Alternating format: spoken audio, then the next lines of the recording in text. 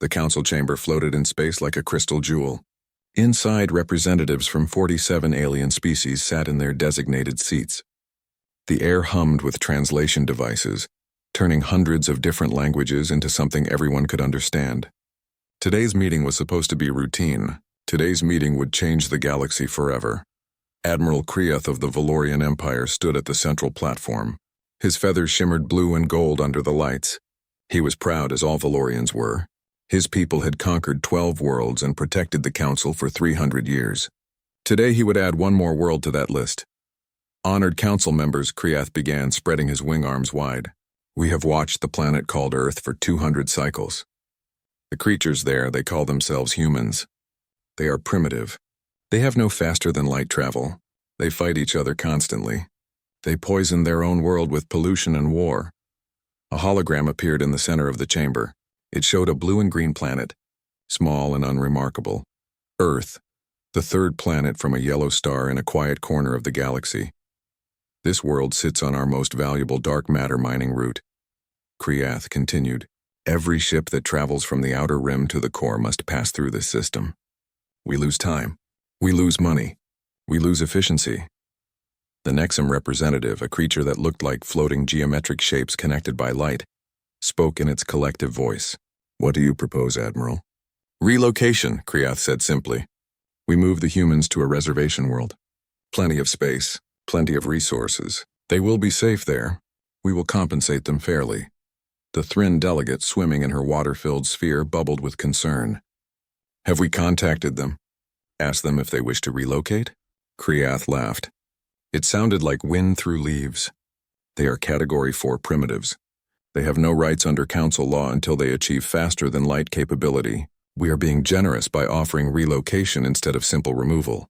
The chamber filled with murmurs. Some species agreed. Others seemed uncertain. But in the end, the vote was clear. 43 species voted yes. Only 4 voted no. The Thrin, the Pelthans, the Ixari, and the Nomads. Then it is decided, the council speaker announced. The Valorian fleet will proceed with the relocation of humanity. May this be done swiftly and with minimal suffering. Krieth bowed, his feathers rustling with satisfaction. This would be easy. A training mission for his junior officers. Nothing more. 3 weeks later, 50 Valorian warships emerged at the edge of Earth's solar system. They were beautiful ships, sleek and deadly, powered by technology humans couldn't even imagine. Each ship carried enough firepower to level a continent. Open all communication channels, Krieth ordered from his command throne. Let them hear our message in all their languages. Across Earth, every television, every radio, every computer screen suddenly showed the same image. A tall alien with blue and gold feathers stared down at humanity with eyes like a hawk. Humans of Earth, the message began. I am Admiral Krieth of the Valorian Empire, speaking on behalf of the Galactic Council. Your world sits on territory needed for the greater galactic community. You have 10 cycles, 10 of your days, to evacuate your planet. Transport ships will arrive to take you to a new world. You will be compensated. You will be safe. Do not resist. Resistance is futile. The broadcast ended. Silence fell over Earth. In the White House, the president stared at the blank screen. In the Kremlin, military commanders looked at each other in shock. In Beijing, scientists frantically tried to verify if this was real. In London, in Tokyo, in New Delhi, and every capital city on Earth, leaders grappled with the impossible. Aliens were real. And they wanted Earth. The first day passed in chaos. Some people panicked. Some prayed. Some refused to believe it was real. But on the second day, something remarkable happened. Something the Valorians didn't expect. The United Nations held an emergency session. Every nation on Earth attended. Nations that had been enemies for decades sat side by side. Ancient rivals, bitter opponents, they all face the same threat now. We cannot fight them, the Secretary General said. Their technology is beyond us. We cannot leave, the American president replied. This is our home. Our only home. Then what do? Asked the Chinese premier. An old general from Russia, scarred from 3 wars, stood up slowly. We do what humans have always done. We fight. We make them bleed for every inch. And if we die standing. The chamber erupted in arguments, but slowly, impossibly, a consensus formed. Humanity would not go quietly into the night. On the 5th day, Krieth decided to demonstrate Valorian power. His ships moved closer to Earth and fired precision strikes. An abandoned island in the Pacific Ocean vanished in a flash of light. The International Space Station, empty now, its crew evacuated, was destroyed. Satellites were picked off one by one, spinning into darkness. Surely they understand now, Kriath said to his second-in-command. Surely they will surrender. But Earth was silent. No surrender. No communication at all. Perhaps they are in shock, his second-in-command suggested. Then we wait, Kriath decided. We are patient. We are civilized. What Kriath didn't know was that Earth was not silent. Every military base on the planet was active. Every defense system was online. And deep in hidden bunkers, secrets were being revealed. 50 years ago, an alien probe had crashed in the Amazon rainforest. The government of Brazil had recovered it. They had told no one. For 5 decades, scientists from around the world had studied it in secret. They couldn't make it work. They couldn't understand most of it. But they learned enough. Enough to know that aliens existed. Enough to know that humanity was not alone. Enough to know that one day someone might come for Earth. In shipyards on the dark side of the moon, built in secret over 30 years, ships waited. They were crude compared to alien technology. They were thrown together from spare parts from rockets and space stations and dreams. But they were real. And they were ready. In command centers around the world, generals looked at their options. They weren't good. Earth's weapons were toys compared to Valorian shields. Their ships were slow. Their tactics were untested, but they had one advantage. One thing the Valorians didn't understand, couldn't calculate in their battle computers. Humans knew how to die for something bigger than themselves. On the 10th day, Kriath's patience ended. They had their warning. Begin the bombardment.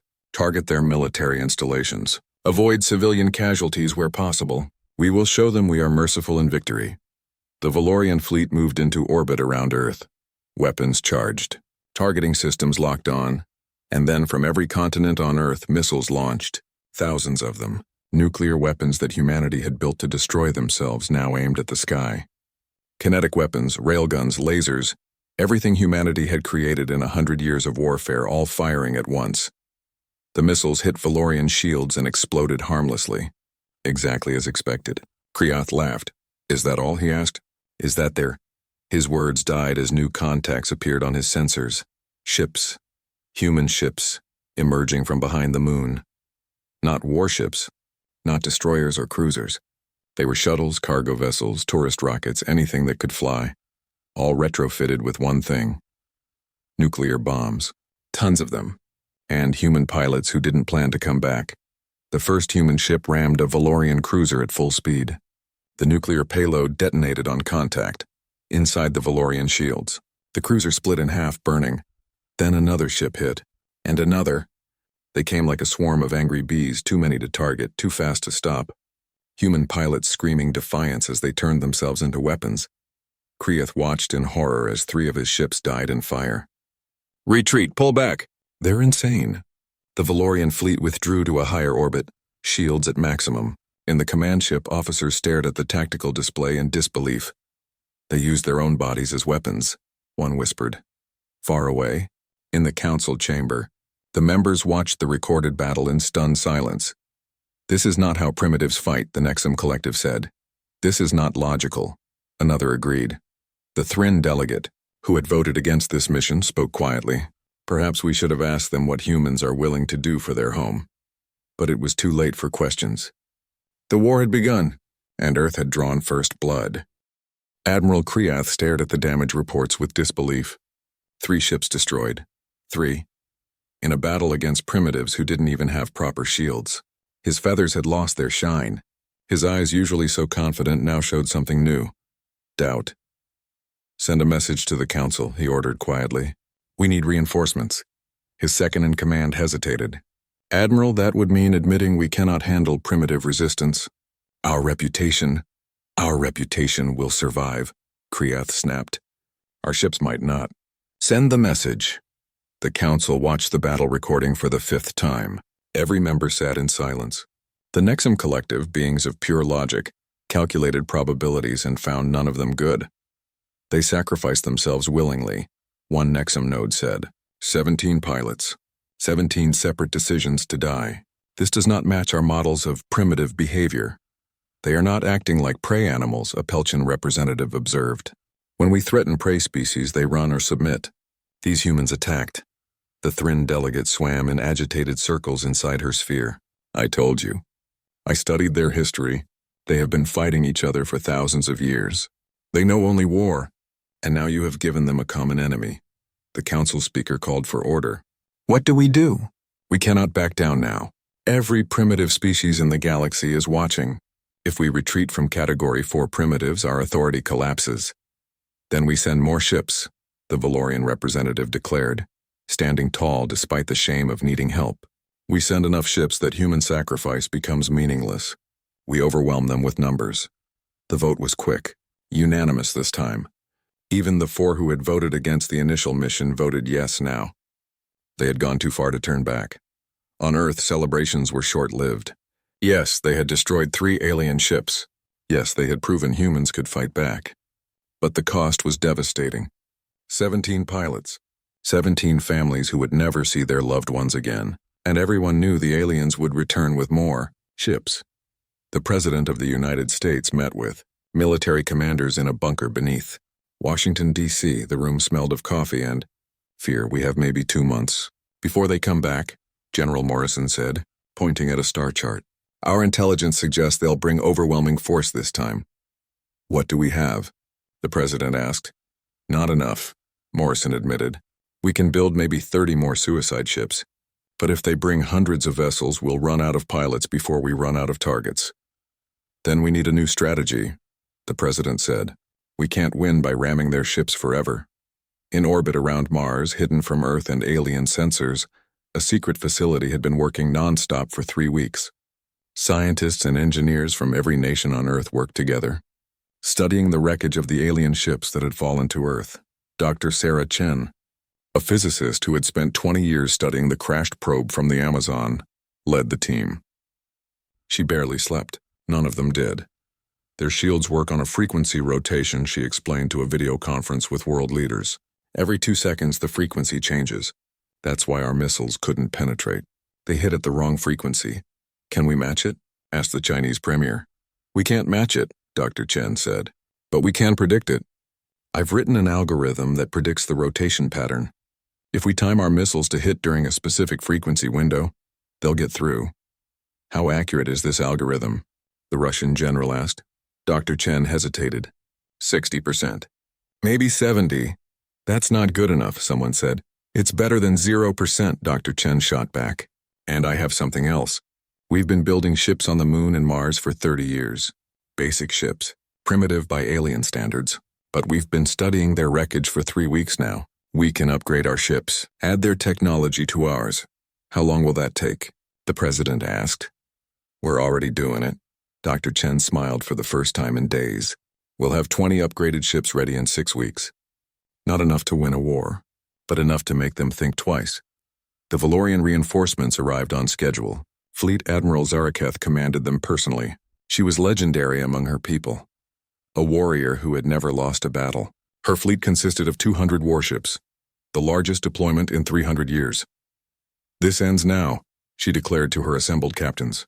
We will surround Earth. We will destroy every military installation. We will demonstrate such overwhelming power that resistance becomes unthinkable. Admiral Kriath, you will lead the first wave.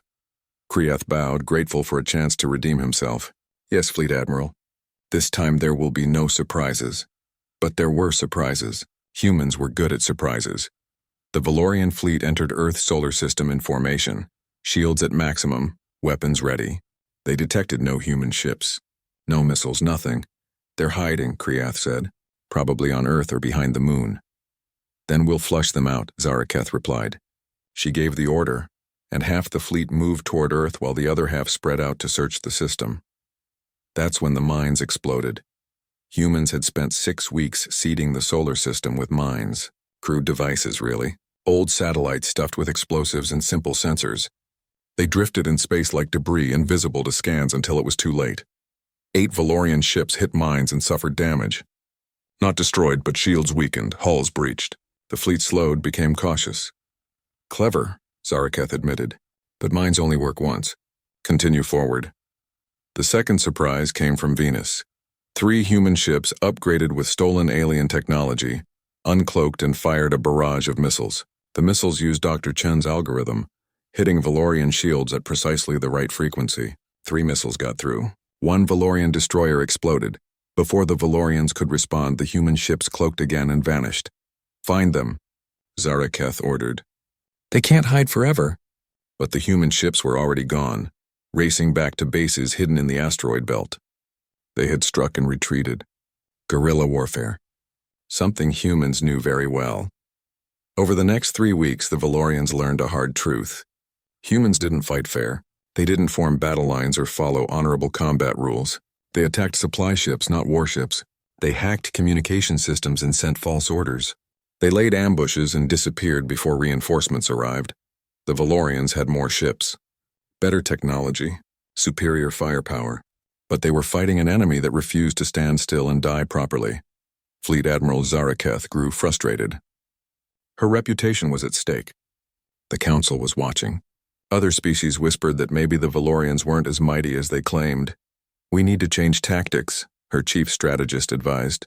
We need to capture a human ship intact, study their technology, learn their strategies. Yes, Zaraketh agreed. Set a trap.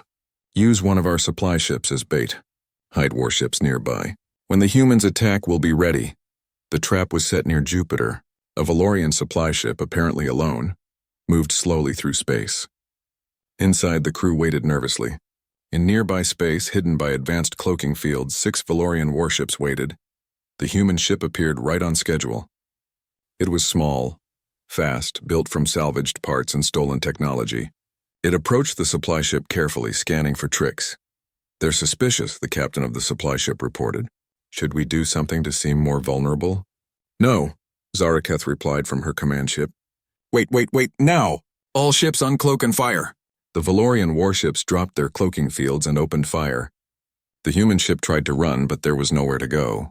Missiles hit its engines. Its shields, weaker than Valorian technology, collapsed. The ship went dark, drifting. Boarding teams, go, Zaraketh ordered. I want prisoners. I want their data. I want everything. Valorian Marines, elite soldiers trained in 3 types of combat, boarded the human ship. They moved through the dark corridors carefully, weapons ready, sensors scanning. They found the crew in the command center, 12 humans in military uniforms, standing with their hands raised. Surrendering. Secure them, the boarding team leader ordered. Search the ship. Find their computers. That's when the trap sprung. But it wasn't the Valorian trap. It was the human trap. The humans didn't raise their hands in surrender.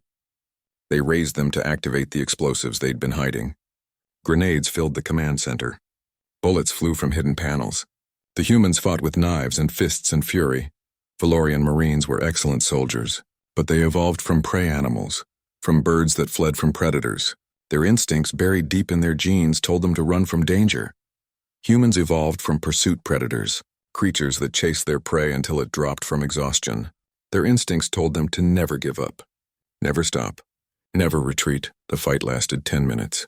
In those 10 minutes, Valorian Marines learned what humans were capable of. By the end, both sides had suffered casualties.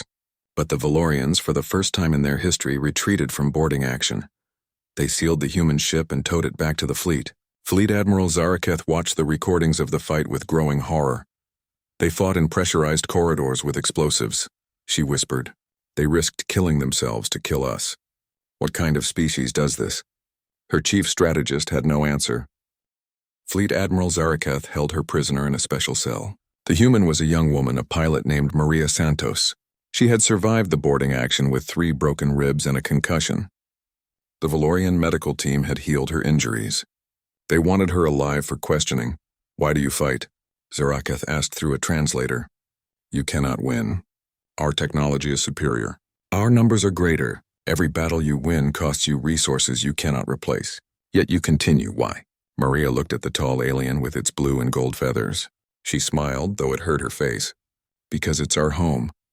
Would you give up yours? If the alternative was death, yes, Zaraketh said honestly. We offered you a new world, resources, safety. You chose war instead. You didn't offer, Maria replied. You demanded. You didn't ask if we wanted to leave. You assumed we would obey. That was your first mistake? And our second mistake? Thinking we'd fight like you do, Maria said. Honorable. Following rules. We don't have rules in war. We have victory or death.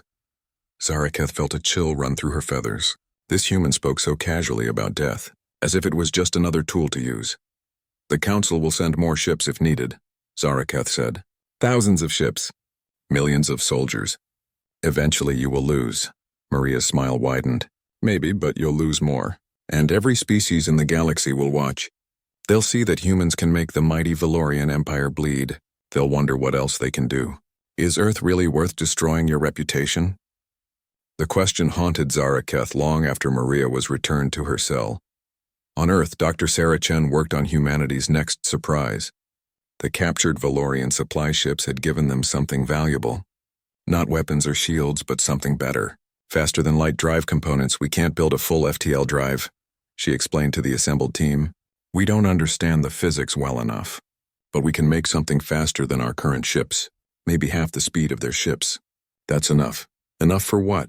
General Morrison asked. Dr. Chen smiled. It was not a kind smile. Enough to take the war to them. The Valorian supply lines stretched across 3 solar systems. Every week, supply ships brought food, ammunition, fuel, and replacement parts to the fleet besieging Earth. The routes were predictable, safe, protected by the might of the Valorian Empire, until they weren't the supply ship tranquilities. Rest was 3 days from Earth when the attack came. A human ship, small and fast, appeared from nowhere. It fired missiles at close range, crippling the Tranquility's engines. Then it vanished before the escort fighters could respond. 2 days later, another supply ship was hit. Then another. The humans were targeting logistics, not warships. They were strangling the fleet slowly. We need to strengthen the escorts, Zaraketh's strategist advised. If we pull warships to guard supply lines, we weaken our siege of Earth, Zaraketh countered. That's what they want. Then what do we do? Zaraketh had no good answer. The council met again. This time the mood was different. Before they had been confident, united. Now doubt crept into their voices. The war has lasted 4 months, the council speaker said. 4 months. We predicted it would last 4 days. The cost in ships and soldiers and resources grows daily. When does this end? The Valorian representative stood proudly despite the criticism. We are winning. Slowly but winning. Human resistance grows weaker each week. Their resources are finite. So are yours, the Thrin delegate pointed out. Your economy strains under the war effort. Your people question why so many die for one primitive world. How long before the Valorian Empire faces internal problems? We will prevail, the Valorian insisted. It is a matter of honor now. Honor, the Nexum collective mused. An emotional concept, illogical. The humans also fight for honor. Perhaps you are more alike than you admit. The Valorian representative's feathers ruffled in anger, but he said nothing. In the asteroid belt between Mars and Jupiter, humanity built its secret weapon. They called it Project Thunderchild, named after an old human story about fighting impossible odds. The ships were ugly. Cobbled together from human and alien technology, they looked like someone had smashed a dozen different spacecraft together and hoped for the best. But they worked. 30 ships, each armed with nuclear weapons, kinetic railguns, and stolen Valorian missiles. They weren't as fast as Valorian ships. Their shields were weaker. Their armor was thinner. But they had one advantage: there were 30 of them, and the Valorians didn't know they existed. General Morrison stood on the bridge of the lead ship, christened the UESS Defiance. Around him, officers from 12 different nations worked at their stations. The bridge crew spoke 5 languages, but they understood each other perfectly. All ships report ready, the communications officer said. Morrison nodded. Send the message to Earth. Tell them we're going hunting.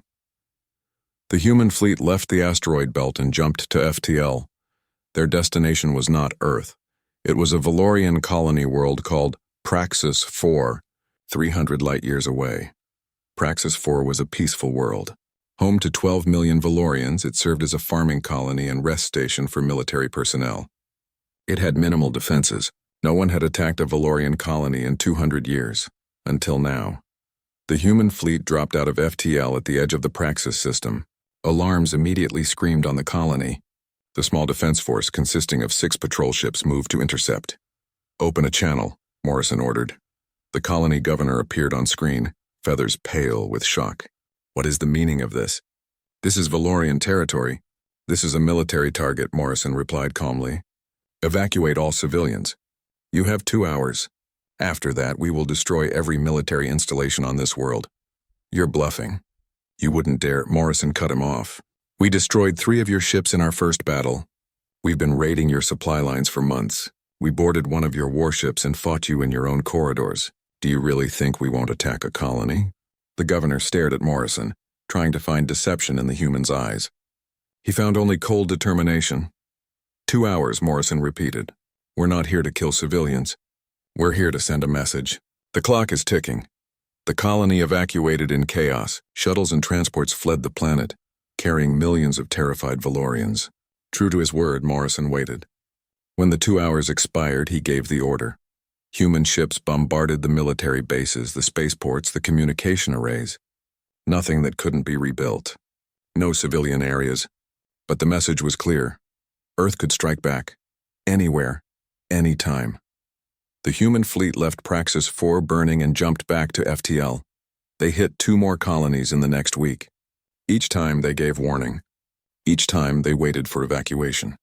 Each time they struck only military targets. The Valorian Empire reeled from the attacks. For the first time in centuries, their worlds were not safe. For the first time, they felt what Earth had felt. Fear. Vulnerability. The council convened an emergency session. The crystal chamber buzzed with angry voices. "They attacked our colonies," the Valorian representative shouted. "This is an act of terrorism." "You attacked their only world first," the Thryn delegate countered. "Did you expect them not to respond?" They gave warning. They evacuated civilians, the Nexum Collective observed. By galactic law, these were legitimate military actions. "Whose side are you on?" the Valorian demanded. "The side of logic," the Nexum replied.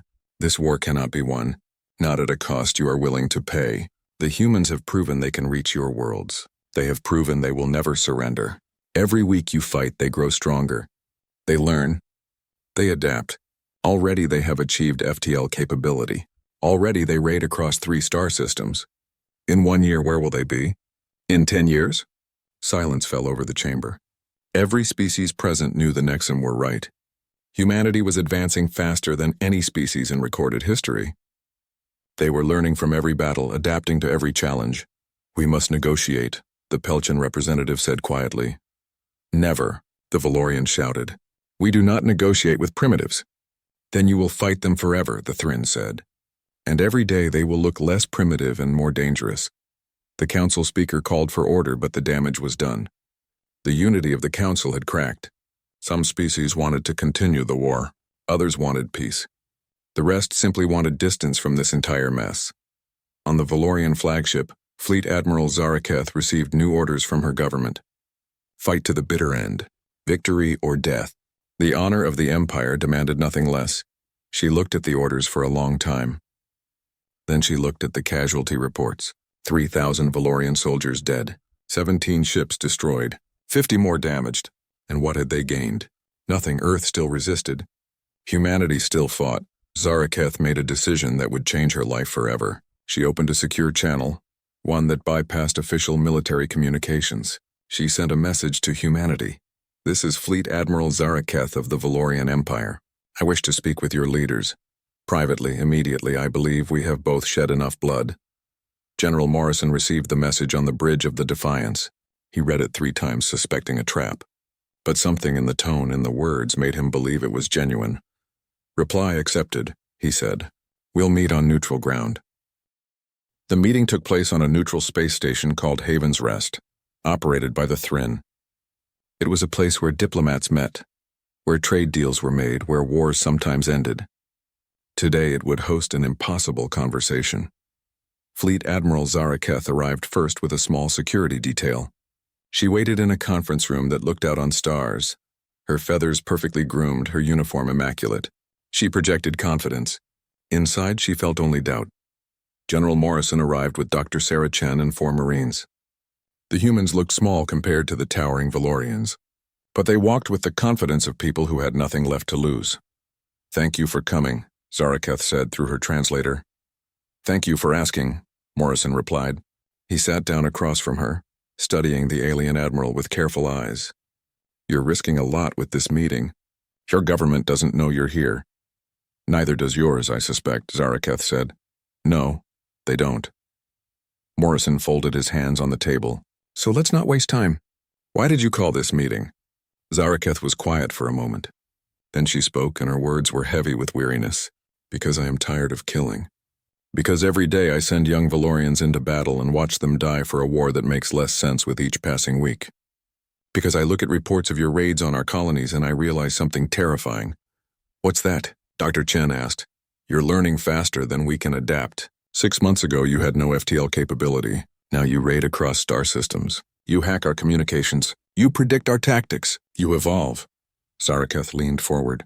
In another 6 months you'll be equal to us technologically. In a year you might surpass us, because you're not bound by our traditions, our rules, our limitations. You try everything. You fail, you learn. You try again. Is that a compliment or a complaint? Morrison asked. It's an observation, Zaraketh said, and an admission. We cannot defeat you, not at a cost my people are willing to pay. We are warriors, yes, but we are also practical. This war benefits no one. Tell that to the Council, Dr. Chen said coldly. They started this. The Council is not ready to admit they were wrong, Zaraketh said. They watch this war and they argue about honor and law and reputation. But they're not the ones dying. Their children don't fly into battle. It's easy to demand others fight when you sit safe in a crystal palace. Morrison understood that. He'd seen politicians make war from comfortable offices too many times. So what do you propose? A ceasefire. Unofficial at first. We stop attacking Earth, you stop raiding our colonies. We both step back and breathe. And then, Zaraketh hesitated. Then we change the conversation. Make it not about war, but about what comes after. The Council won't accept that, Dr. Chen said. Not if we ask permission, Zaraketh agreed. But if we present them with a situation, with facts on the ground, they'll have to adapt. That's what warriors do. We adapt. Morrison exchanged glances with Dr. Chen. They'd discussed this possibility, the chance that someone on the other side was as tired of war as they were. I can't speak for all of humanity, Morrison said, but I can speak for our military command. We're willing to explore a ceasefire, but we need something in return. Something that shows good faith. Name it, Zaraketh said. Pull your fleet back. Not out of the system, but back to the outer planets. Give Earth breathing room. Do that and we'll stop our raids. That's the first step. After that, we talk about something bigger. Bigger? Dr. Chen smiled. It was not a kind smile. It was the smile of someone about to change everything. We want a seat at the table. Humanity wants to join the Galactic Council. Zaraketh's feathers ruffled in shock. That's impossible. You're Category 4 primitives. You don't have the technology, the cultural development, We have FTL now, Dr. Chen interrupted. We reverse-engineered it from your ships in 6 months. Your people took 300 years to develop it. We'll have your level of technology in 5 years, maybe less. The Council can either accept us now as partners, or face us later as enemies who've had time to build a real war fleet. The room fell silent. Zaraketh understood the threat, not because it was delivered with anger, but because it was delivered with calm certainty. I'll take your proposal to certain council members, Zaraketh said finally, ones who might listen, but I promise nothing. We're not asking for promises, Morrison said. We're asking for a chance to prove that humans can be more than your enemy. We can be your allies, your trading partners, your friends maybe. You attacked our colonies, Zaraketh pointed out. After you attacked our home, Morrison replied. We're not proud of what we've done. We're not heroes, but we did what we had to do, just like you did what you had to do. Maybe it's time we both stopped having to do terrible things. Zaraketh stood. She was tall, imposing, a warrior from a proud species. But in that moment she looked tired. I will try. That's all I can promise. That's all we ask, Morrison said. The meeting ended. Both sides returned to their fleets. And for the first time in 6 months, something changed. The Valorian fleet pulled back just as Morrison had asked. Not far, not surrendering, but creating space on Earth, the raid stopped. Human ships remained ready, weapons loaded. But they held position. The ceasefire was fragile, unofficial. based on trust between two military commanders, who had no authority to make peace, but it held. The Council discovered the ceasefire 3 days later. The chamber erupted in fury. "This is treason!" the Valorian representative shouted. Fleet Admiral Zara Keth had no authority to negotiate. She also had no authority to lose this war, the Thrin delegate said quietly. Yet that's what was happening. The war is not lost, the Valorian insisted. Then resume it, the Nexum Collective said. Order your fleet to attack. Break the ceasefire. But know that every species here is watching. We're watching to see if you choose more death over possible peace. Choose wisely. The Valorian representative sat down, seething. We have a situation, the council speaker said. An unauthorized ceasefire. And a request from humanity to address this council directly. They're primitives, someone objected. They have no right to address us. They have FTL capability now, another countered. By our own laws, that makes them eligible for contact. Not for council membership, the first speaker insisted. That requires decades of evaluation, cultural assessment, technological verification, which we don't have time for, the Thrin interrupted. Like it or not, humanity is here. They've proven they can fight. They can build. They can learn. We can integrate them now under controlled conditions or face them later when they're even more dangerous and far more angry. The debate raged for hours. Finally, a vote was called. Should humanity be allowed to address the council? The vote was close. 26 in favor, 21 against. But it passed. Send the message, the council speaker ordered. Humanity may send one representative. They will have one chance to speak. What happens next depends on what they say. On Earth, Dr. Sarah Chen received the message with trembling hands. She'd been chosen. Out of 8 billion humans, she would speak to the galaxy. Why me? She asked the selection committee. Because you understand their technology, the president said. Because you've studied them for 20 years. Because you're brilliant, tough, and you don't scare easily. I'm terrified, Dr. Chen admitted. Good, the president said. That means you're sane. But you'll do it anyway. Because that's what humans do. Dr. Chen traveled to the council station on a human ship. The UESS Defiance escorted her, a reminder to everyone watching that Earth could defend itself. She wore a simple blue suit, no military uniform, no fancy dress. She wanted to look like what she was. A scientist, a human, someone who sought knowledge, not war. The council chamber was magnificent. Crystal walls soared hundreds of feet high. Seats for 47 species ringed the central platform where she would speak, and in galleries above, representatives from hundreds of other species watched. This was the most important speech in human history. Dr. Chen stood at the platform looking up at the assembled council. She'd prepared a speech, rehearsed it 100 times. But now, facing them, she threw the prepared words away. My name is Sarah Chen, she said, her voice amplified by translation technology. I'm a physicist from a planet called Earth. 6 months ago, your fleet came to my world and told us to leave. Told us this was for the good of the galaxy. Told us we had no choice. She paused, letting the words sink in. We fought back. We killed your soldiers. We destroyed your ships. We raided your colonies. And I'm not going to apologize for that. You came to our home. You threatened our families. You gave us only 2 choices, leave or die. So we chose a third option. We chose to fight. Murmurs filled the chamber, some angry, some impressed. But I'm not here to talk about the war, Dr. Chen continued. I'm here to talk about what comes next. Because humanity learned something important in these 6 months. We learned we're not alone. We learned there's a galaxy full of species out there. Some of them might become our friends. Some might become our enemies. But all of them are possible. She looked directly at the Valorian section. We learned that from you. You showed us that the galaxy is real, that other species exist, that we need to be ready for whatever comes next. So thank you for that lesson. The council debated for 3 days. Dr. Sarah Chen waited in guest quarters on the station, unable to sleep, unable to eat much. She watched news feeds from across the galaxy as species she'd never heard of debated humanity's fate. Some called humans dangerous barbarians. Others called them inspired survivors. A few called them the future. The galaxy was divided. On the 4th day, she received a message. The council had reached a decision. They would vote tomorrow. She should prepare herself. General Morrison arrived on the station that night with a security detail. He found Dr. Chen staring out a viewport at the stars. "Couldn't let you face this alone," Morrison said. "Whatever happens tomorrow, Earth is proud of you." "What if they say no?" Dr. Chen asked. "What if they reject us?" "Then we go home and we keep building," Morrison said. "We don't need their permission to exist. We just wanted their friendship." "And if they attack again?" Morrison's face hardened. "Then we show them what 6 more months of preparation looks like." But he hoped it wouldn't come to that.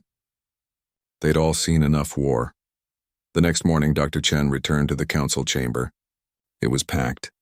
Every seat filled. The galleries overflowing. This vote would reshape galactic politics for generations. The council speaker called for order. "We have debated. We have argued. We have examined every angle of this unprecedented situation. Now we vote. The question before us: should humanity be granted emergency membership in the Galactic Council?" "Emergency membership," Dr. Chen whispered to her translator. She hadn't known that was even possible. "A temporary status," the translator explained. "Full rights but subject to review in 10 cycles. It's never been used before." The vote began. Each species representative stood and declared their position. The Valorians voted no. No surprise there.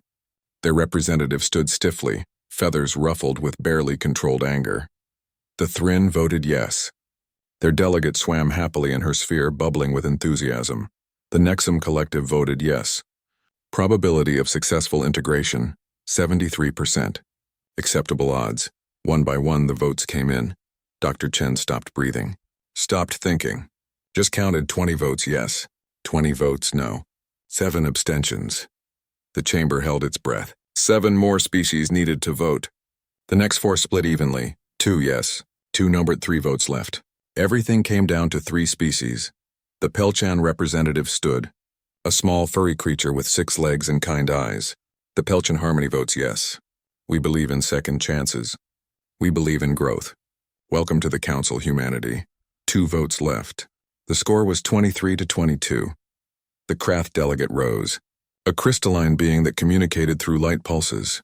The Krath Collective votes no. "Humanity has proven violent. Unpredictable, dangerous, we need more time to assess them." 23-23. 1 vote left. The final species was the Zyrathi, an ancient race that rarely spoke. They'd been part of the council for 1,000 years, but usually abstained from votes. Their representative, an old being that looked like living shadow, had been silent throughout the entire debate. Everyone waited. The chamber was absolutely quiet. The Zyrathi representative finally stood. When it spoke, its voice sounded like wind through caves. "The Zyrathi have watched this galaxy for a long time. We have seen species rise and fall. We have seen empires born and destroyed. We have learned that the most dangerous species are not the violent ones. They are the stagnant ones, the ones that stop growing, stop learning, stop changing." It paused, and Dr. Chen felt her heart hammering. Humanity grows. Humanity learns. In 6 months, they achieved what takes others centuries. They are dangerous, yes, but they are also vibrant, alive, evolving. The galaxy needs that. The galaxy needs species that remind us why we explore, why we strive, why we reach for the stars. Another pause. The shadow seemed to look directly at Dr. Chen. "The Zyrathi vote yes. Welcome to the council, young ones. Try not to break too many things."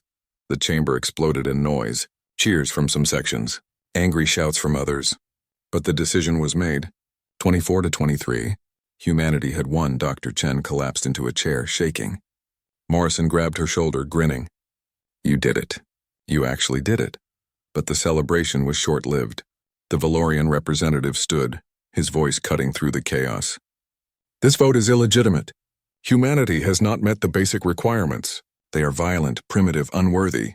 They met the FTL requirement," the council speaker replied firmly.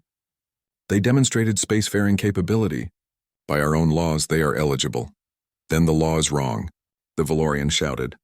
"We should change it." "We can debate that later," the speaker said. "For now, the vote stands. Humanity is granted emergency membership for 10 cycles. In that time, they will prove themselves worthy of permanent status. Or they will not." He looked at Dr. Chen. "The choice is yours, Dr. Chen." But the Valorians weren't done. Unknown to the council, to Dr. Chen, to everyone in that chamber, the Valorian military had made its own decision. If the Council wouldn't finish this, they would. Admiral Kreath, the original commander who had failed to conquer Earth, had been given one more chance to redeem himself. He'd spent the last month gathering ships in secret, calling in favors, recruiting Valorian extremists who believed their species' honor was at stake. He'd assembled 500 warships, not officially sanctioned, not Council approved, just Valorian patriots who refused to accept defeat. The Council has betrayed us, Kreath told his assembled captains. They've granted membership to the primitives who killed our brothers and sisters. This cannot stand. We will finish what we started. We will destroy Earth. And when we return victorious, the Council will have no choice but to accept our actions. It was mutiny. It was treason. It was insane. But it was also very Valorian. Honor above all else. Pride before reason. The rogue fleet jumped to FTL, heading for Earth. On the Council station, alarm suddenly screamed. The Thryn delegate was first to see the reports. Ships, 500 Valorian warships have gone rogue. They're heading for Earth. The Council chamber erupted in panic. The official Valorian representative looked shocked. This is not authorized. This is not our doing. But they're your ships, someone shouted. Dr. Chen felt ice in her stomach. They'd won politically, but now they faced the largest military assault yet, and Earth wasn't prepared. Most of their fleet was scattered. Their defenses were weakened. They'd started to hope for peace. We need to send Council ships, the Thryn urged. Intercept the rogue fleet. That would take days, the Nexum calculated. Earth will be attacked within hours. Morrison was already running for his ship. Send word to Earth, tell them to prepare for everything. We're coming. But both of them knew the truth. Earth couldn't stop 500 warships. Not without help, Dr. Chen made a decision. Send a message to the Council fleet. Every ship, every species. Ask for volunteers. Ask who's willing to fight for Earth. They won't come, the Valorian representative said bitterly. Why would they risk their lives for humans? But he was wrong. The first to volunteer was Fleet Admiral Zaraketh. She'd been stripped of her command after the unauthorized ceasefire, but she still had loyal followers. I started this war, she broadcast to anyone listening. I will help end it. Any Valorian with honor, follow me to Earth. We defend it not because we love humans, but because we refuse to let fanatics speak for our species. 50 Valorian ships broke formation and joined her. Then the Thryn committed their defensive fleet. 200 ships. If the Council means anything, we protect new members. The Nexum sent 100 ships. Probability of successful defense increases with our participation. Therefore, we participate. Species that had voted no sent ships anyway, because this wasn't about humans anymore. This was about whether the Council meant something, whether its decisions mattered, whether law stood above vengeance. When the rogue fleet arrived at Earth, they expected to find it defenseless. Instead, they found 600 ships waiting. Human, Thryn, Nexum, Valorian, Pelchin, and a dozen other species. Admiral Kreath stared at the assembled fleet in disbelief. What is this? A transmission came from Zaraketh's ship. This is the Galactic Council fleet. You are in violation of Council law. Stand down immediately. You're traitors! Kreath shouted. All of you. We fight for Valorian honor. You fight for your pride, Zaraketh replied. I fight for my species' future. There's a difference. Kreath gave the order to attack. The rogue fleet charged forward. The battle that followed was the largest in galactic history. Ships from a dozen species fought side by side, protecting Earth. Human tactics mixed with Thryn technology. Nexum calculations guided Valorian weapons. Species that had been strangers became allies in fire and fury. The humans fought hardest of all. This was their home. Every man, woman, and child on Earth looked up at the sky and saw the battle for their survival. The UESS Defiance, General Morrison's ship, led the human fleet straight into the heart of the enemy formation. They employed every trick they'd learned. Ramming attacks, suicide runs, guerrilla tactics, but this time they weren't alone. This time, when a human ship was damaged, Thryn vessels covered its retreat. When alien ships were overwhelmed, human fighters swooped in to help. It was war. But it was also something new. It was unity. The battle lasted 4 hours. In the end, the rogue fleet broke.